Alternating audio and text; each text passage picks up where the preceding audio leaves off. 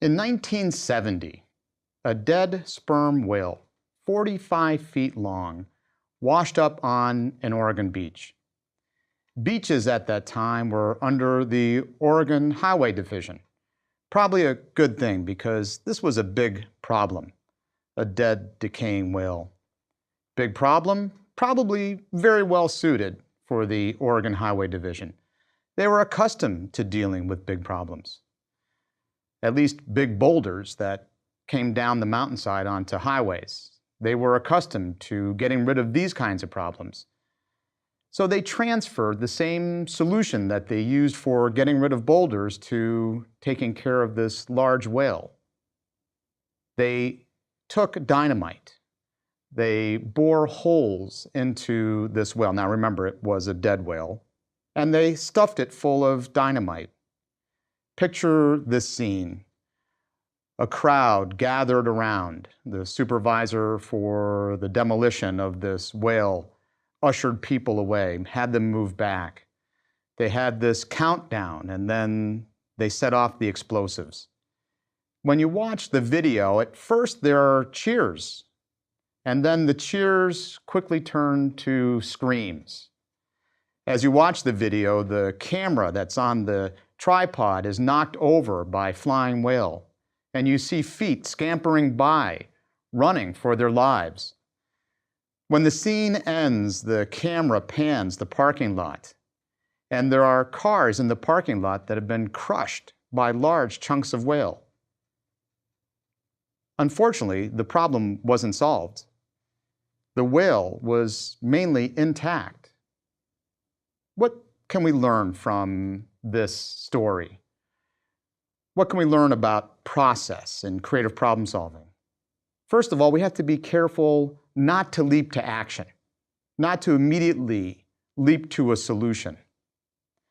The second thing that we can learn is how we see the problem determines the action steps we take. You see, the highway department is accustomed to big problems, working with big boulders, but not with whales, and they transferred the same solution. They used that frame of thinking to confine their thinking around how they might get rid of this whale. This lecture focuses on the role of problem clarification in creative thinking and the importance of how we see the problem and how that determines all of the thinking that occurs afterwards. Let's locate this step within the creative problem-solving process. When you look at the natural sequence of the process, it's clarify, ideate, develop, and implement. Before we can come up with ideas, we have to first clarify the situation. We have to define the problem. Then we can ideate. Then develop follows. We don't immediately rush out and implement an idea. We have to refine an idea into a workable solution. Then we can implement. During this last week, when did you use clarify?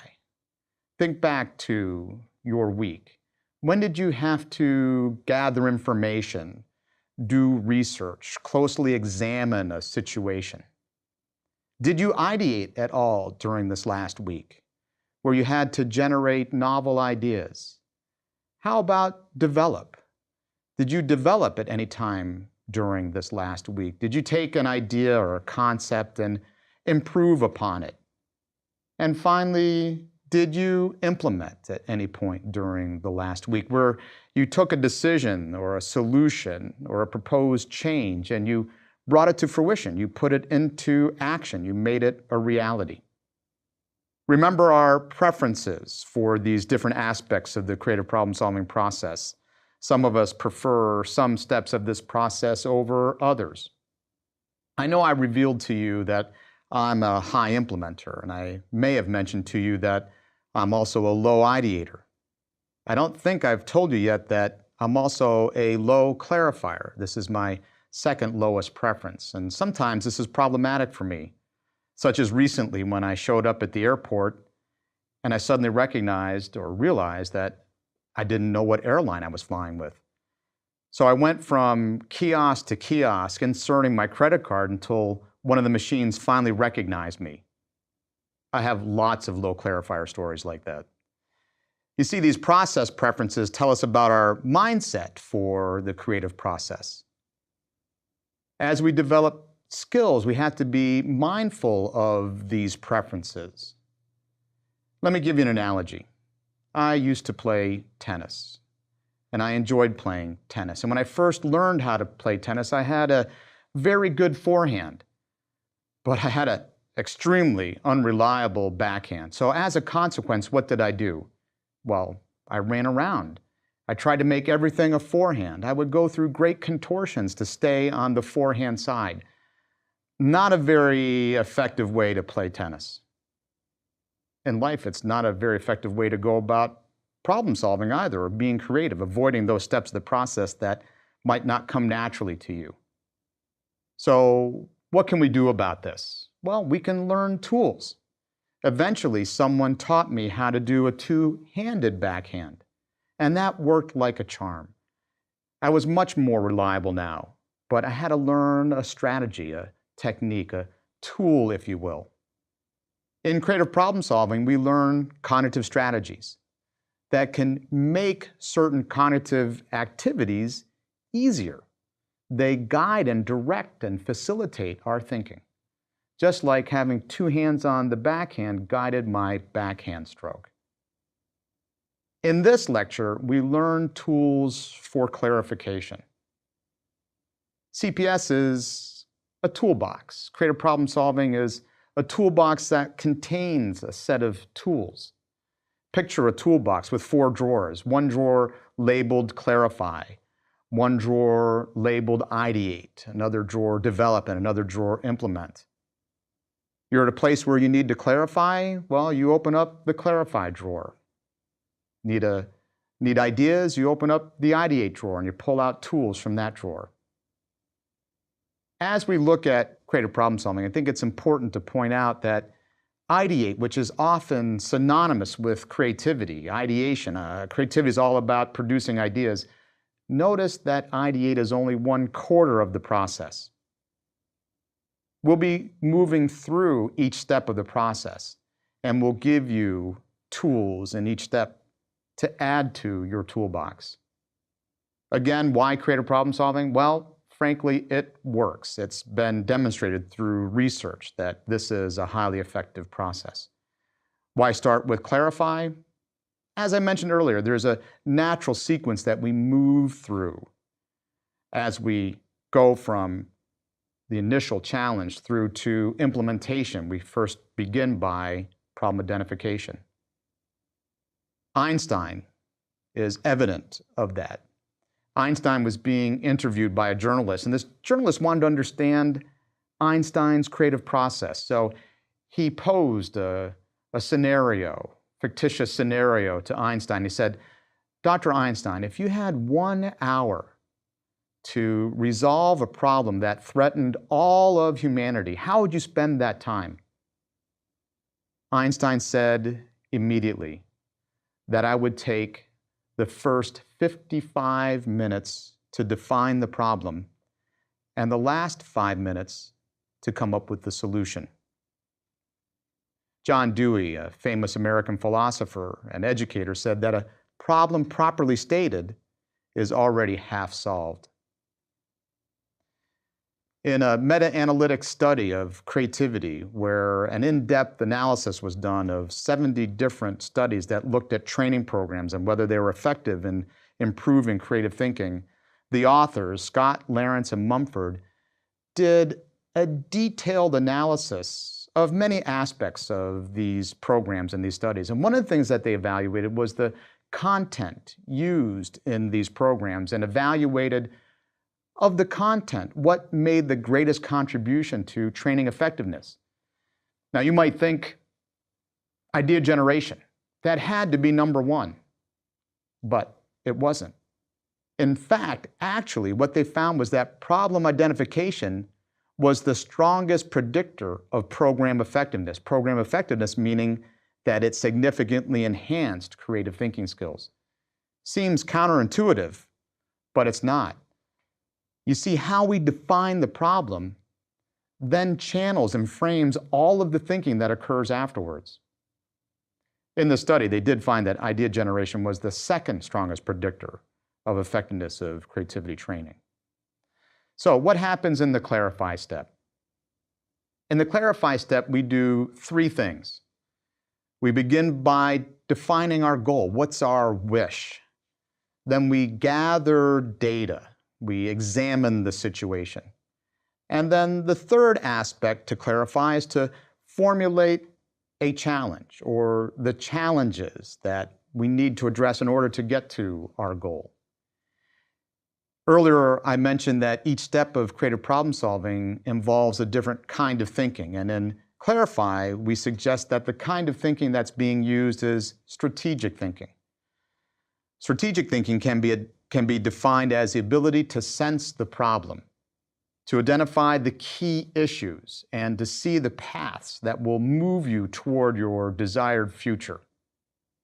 Here's another way to think about Clarify. I'm going to borrow work done by Robert Fritz, who created a model for creativity called the creative tension model. And in this model, he talks about how we create our desired future. And using this rubber band, the desired future is represented by my top hand. When we create a desired future, we stretch ourselves into the future. My bottom hand represents the current reality. When we create a desired future, a goal or a wish, and we understand what our current reality is, it creates tension. Tension between where we want to go and where we are. In other words, we have a problem. There are two ways to reduce that tension. One way to reduce that tension is to forget all about our desired future, to say, oh, that goal wasn't important anyhow. I would suggest that's probably not a productive way to resolve the tension. A more productive way to resolve that tension is to change our current reality, to take our current reality, which again is represented by my bottom hand, and to move it towards our desired future, resolving those challenges. And as we overcome those challenges that stop us from our wish, we turn our current reality into our future. That's what we do in Clarify. We're attempting to define where we want to go, create an image for where we are, understanding of where we are, and then identifying in a strategic way of thinking those challenges that, gosh, if we could overcome them, we would be able to realize our vision. Now, in creative problem solving, we diverge and converge in all of the steps and all of the aspects, major aspects within the steps of the process. So let's start. Let's have you engage in some creative thinking. We're going to use divergent thinking to do the first part of Clarify. We're going to diverge on wishes. And I'm going to remind you that when we're engaged in divergent thinking, we're following the 4 guidelines. We're going to defer judgment. We're going to strive for quantity. We're going to make connections. And we're going to seek novelty. Now, I'm going to ask you some questions designed to encourage your divergent thinking. I'd like you to record your responses. If I get ahead of you, you can pause the lecture. If you're not able to literally record your responses, then I'm going to ask you to act like J.K. Rowling in that train ride from Manchester to London. Record these thoughts in your mind. So here are the questions. What's been on your mind lately? What have you done lately that you wish you could do better? What challenges have been on your mind lately? Let's look at a more positive question. What opportunities have you been thinking about? What are some goals that you would like to accomplish in the next 6 months? Let's look further out. What are some goals that you would like to accomplish within a year? And finally, what are your big dreams? What are your wishes? So remembering that convergent thinking follows divergent thinking. You remember our diamond shape. Divergent thinking is branching out. Convergent thinking is coming to a point. It's selecting. Let's engage in convergent thinking, and we're going to do HITS, a tool we were introduced to earlier. Thinking like Bob Hope. In fact, we're going to mirror what Bob Hope did. I'm going to give you 3 criteria to choose a wish or a goal that's really most appropriate for creative problem solving. So here are the 3. I'll say them quickly and then I'll take you through each one. Influence, imagination, and interest. So look over your list of wishes that you've generated and identify first which ones you have influence over. Where are you the chief decision maker? You can execute any decision that you make. You can change the situation. You clearly have some influence. In reviewing your list, like Bob Hope, place an X, a cross, or some other symbol next to those that you believe you have influence. Let's move to the next I. Imagination. Now, for only those items, those wishes and goals that you have influence, forgetting the others, now examine those for imagination. Imagination meaning you need new thinking. The solution isn't apparent. You can't simply just look it up, find it in a book, or find it on the internet. You need to apply your creative thinking in order to make this happen. And place a second X, or a cross, if you will, or another symbol next to those for which you have influence and you need imagination. And the third I is interest. Let's go through the wishes, only those for which you have 2 X's already. And let's circle for those for which you have interest. You're motivated to work on. It's important to you. Now, through this, hopefully we sorted our list down from a larger list to a shorter list. And these wishes and goals are the kinds of wishes and goals that really benefit from creative problem solving. We don't use creative problem solving on all problems. We use it on those where we have influence, we're looking for something new, and we have interest. In creative problem solving, we use specific language. Language guides thinking. How we phrase things influences how we think about things. I'd like you to phrase your wish statement or wish statements that have the 2 X's and you've circled them. Phrase them in the following form: I wish, or it would be great if. And now it begins to open it up for possibilities. You can set this aside. We'll use it in this lecture later and in a future lecture, but make sure you do keep this list handy. So we've identified the goal or the wish. This is the first part of the clarify step. The second part is to look at the current reality, to gather data. Where does data come from? What are sources of data? Well, here are some. Facts. What do we know? What do we know as truth, for sure, for certain, relative to this situation? Observations. What do we see happening? Feelings. How do we feel about the situation? What emotions are involved in the situation? What are our impressions and our hunches about the situation? And finally, another source of data is to recognize what you don't know. What questions need to be answered? What are we uncertain about? To help us gather data, here's a tool. It's an old journalist tool called the 5 W's and the H. Journalists use it to get at the details of a story. I'll describe each of these to you, but we won't apply it right now. You can use this tool later. So here are the 5 W's and the H. Who, what, why, when, where, and how. Let's explore these a little more closely so you get a sense for how you can use them. Who stands for individuals, groups, people that are involved in this situation. What stands for examining the history, what's occurred, what have you already thought of or tried. Why helps us to understand the reasons behind what's occurring. Why is this an issue for you? Why do you want to take care of it? Why is this important for you? When we think of when, we're thinking of timing issues. Are there particular times when you might want to get started, or times when this is more problematic than others? Where gets us to think about locations, either physical locations or a location within a process. And how gets us to think about operations. How might this be resolved? How has this been dealt with in the past? How have others thought about this? So we use the 5 W's and the H to provoke our thinking, to make sure that we cover a range of data that we don't overlook.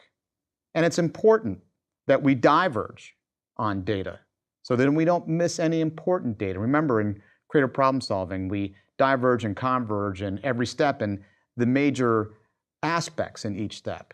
So we diverge on our data, then we converge using tools like HITS and clustering and selecting the most important data. It's important, remember, to understand your current reality, because when we understand our current reality, and the better we understand our current reality, we're in a better position to go on to the next phase of Clarify. We're in a better position to identify the pathways that will help us to move to our desired future. We call these challenge statements because they challenge us and they challenge our thinking. Why identify challenge statements? Why not start with the massive big goal? Why not leap right into that and begin to generate ideas? You've already looked at the current situation. Isn't it time to get on to ideas? Well, there's a limitation in that. When I did some consulting work for IBM in the 1980s, they called it boiling the ocean. It's impossible. It's too large. It's too vague and too abstract. So it's valuable to take that broad goal and break it into smaller parts that we're more easily able to address. Let me give you an example, one familiar to me in my hometown, Buffalo. The Buffalo Bills, our National Football League team. As many of you may know, they lost 4 Super Bowls. They've never won the Super Bowl. So what might their goal be? Their goal might be, it would be great if we could win the Super Bowl. Now, we could leap right in and start generating ideas, but that's too broad. Where would we start? We'd be all over the place generating ideas. By examining the current reality using 5 W's and an H, it will help us to understand the data in the situation. Then we can use that data then to pinpoint more specific challenges. So specific challenges might be how to improve the offense, how to retain the best players, how to improve at the quarterback position, how to do better in the draft. So by breaking the broad goal up into more specific challenge statements and then selecting the challenge statement to work on, we're a little closer to action. Now let's take some time to look at what it means to create a good challenge statement. I'll give you an example of what I consider to be a poor challenge statement. Imagine someone comes into a meeting with great enthusiasm looking at his or her team and says, "Hey guys, can we improve our performance?" And the team says, "No." Well, all the problem-solving efforts are done. That's a poor challenge statement or a poor way of phrasing a challenge for at least 2 reasons. First of all, it's a yes-no. It's a close-ended question. The team says no, creative thinking doesn't happen. It's also too vague. Improve performance in what ways? Here's a better way to phrase that challenge. In what ways might we enhance our team's performance on long-term projects? Now, we've done 2 things to modify that challenge. We've opened it up by using the statement, in what ways might we? This encourages lots of ideas. And then we've been more specific in terms of the area for which we're looking at performance improvement. Here's another poor challenge statement. How to develop a new healthcare product that we can get to the market quickly and cost less to produce than our last venture. Wow, that's a mouthful. There's too much in that challenge statement. And in particular, there are criteria that will restrict our thinking. We'll be concerned about timing, getting to the market quickly, and we'll be concerned about cost. How could you generate ideas in a creative way if you're restricting your thinking by having criteria in the challenge statement? So a better way to phrase that challenge statement would be something like, What might be some new product ideas within our healthcare line for seniors? Again, we're opening up by asking the question, what might, and we removed the criteria so that we don't need to worry about the criteria. That comes later when you're screening the ideas. So what's the formula for a good challenge statement? Well, we start with a statement starter, how might. We have an owner, for example, I, a verb like obtain, and an object, funding for my idea. Put it all together, and the challenge statement is, how might I obtain funding for my idea? There are a variety of challenge statements, a variety of statement starters that you can use when creating challenge statements.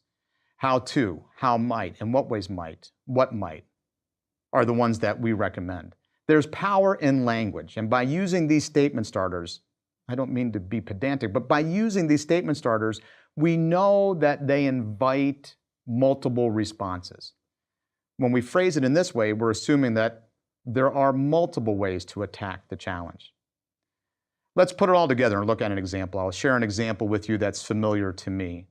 Let's say our department, as many businesses and academic units wish to do in the 21st century, wants to be more entrepreneurial. So our wish is it would be great if our department could engage in entrepreneurial activities. We look at the data and then we come up with challenge statements.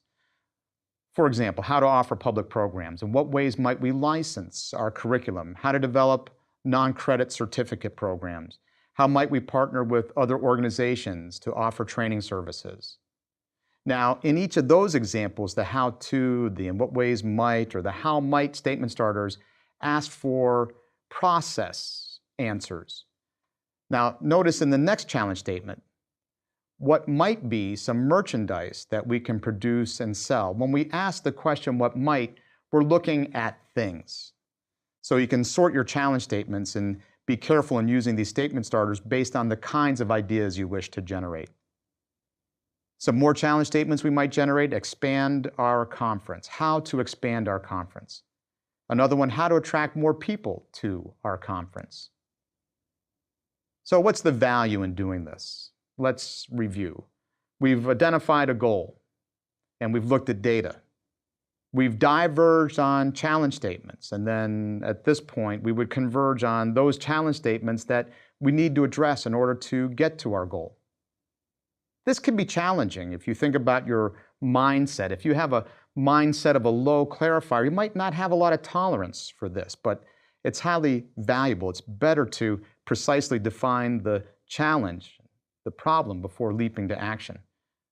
Speaking of action, this can also be frustrating for a high implementer who wants to get to action. But the value of clarifying will pay off many dividends later in the process. It's important. You can't get to the right answer if at first you don't have the right question. And that's what we're attempting to do in the clarify step. So I've told you stories and we've learned tools, but is clarifying really important? Let me share with you a classic research study carried out by Jacob Getzels. In the study, he looked at artists' behavior. It's an interesting study. What he did was he had 31 fine artists draw a still life. He brought them into a room and there were two tables. On one table, he had 27 different objects laid out. They were to select one or more objects and then move them to the second table to construct their still life scene. And the artists were observed by psychologists and they were rated on their problem clarification behavior. They were rated on the following variables: breadth, number of objects that they examined; depth, the amount of time taken to explore the objects; and uniqueness, the extent to which they selected unusual objects. Their artwork was then displayed, it was exhibited, and it was rated by experts, expert art critics. The result? The greater the problem clarification behavior, the more positively the art was judged. In fact, there was a rather large correlation here. Now, that's interesting, but what I really find interesting is that this was a longitudinal study. 7 years later, they looked at the professional success of these fine artists, and they still found significant relationships between those problem identification behaviors from when they were students and their real-life accomplishments as fine artists. So let's review. What have we done in Clarify? We've generated wishes and goals. We start by diverging on goals. Then we converged. We explored the data by diverging and converging. We used our data to move us to identify challenge statements using statement starters. So now you've identified some goals early on in this lecture. If you didn't, I encourage you to do this. And I want you to completely go through the aspects of this step of the process. Gather data, use the 5 W's and the H. Remember to diverge and converge. Then generate challenge statements, converging on challenge statements that will be most useful for you in terms of addressing and getting to your goal, closing that gap between your current reality and where you wish to be. It's important to practice these skills and these tools that will help to sharpen your saw. And in the next lecture, we'll learn advanced Clarify tools. You'll need your list of goals to practice these tools. And I'll see you next time.